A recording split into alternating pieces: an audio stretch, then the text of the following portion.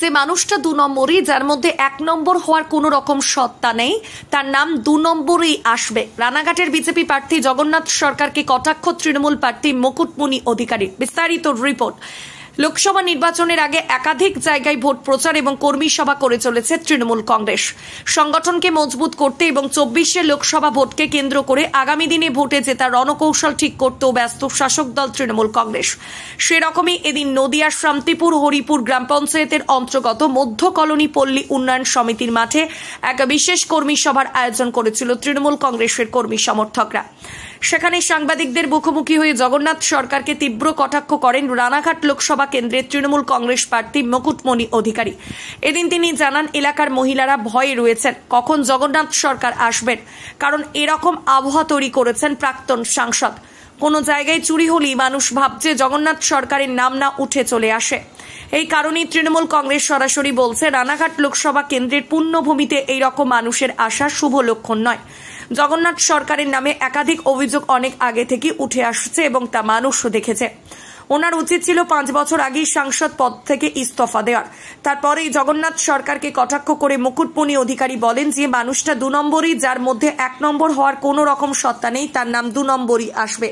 কি বললেন রানাঘাট লোকসভা কেন্দ্রের তৃণমূল কংগ্রেস প্রার্থী মুকুটমণি অধিকারী, শুনুন। ব্যুরো রিপোর্ট, বাংলার প্রতিনিধি। ইতিমধ্যে ভোট প্রচারে বেরিয়েছেন এবং আপনি বারবার বলছেন এবং আজকেও র্যালি থেকে বলেছেন যে প্রাক্তন সাংসদ কোনো রকম কাজ করেননি, কিন্তু এই প্রাক্তন সাংসদের নামে একাধিক অভিযোগ উঠেছে, অনেক রকম কথা উঠে আসে এবং সাংবাদিকরা প্রশ্ন করলে তিনি মেজাজ হারাচ্ছেন। কি বলবেন?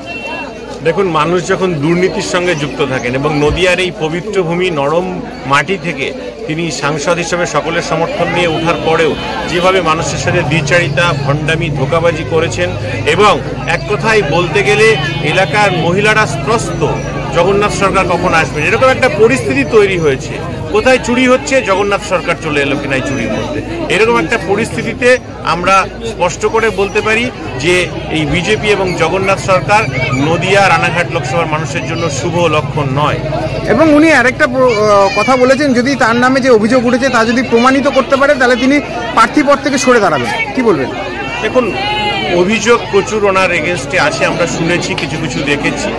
ওনার তো 5 বছর আগেই রিজাইন দেওয়া উচিত ছিল ওনার যে অ্যাক্টিভিটি। দেখুন, যে মানুষটা 2 নম্বরই, যে 1 নম্বর হতে পারবে না কখনো, যার মধ্যে সেই সত্তা নেই, যে চোর, তার নাম 2 নম্বরেই আসবে।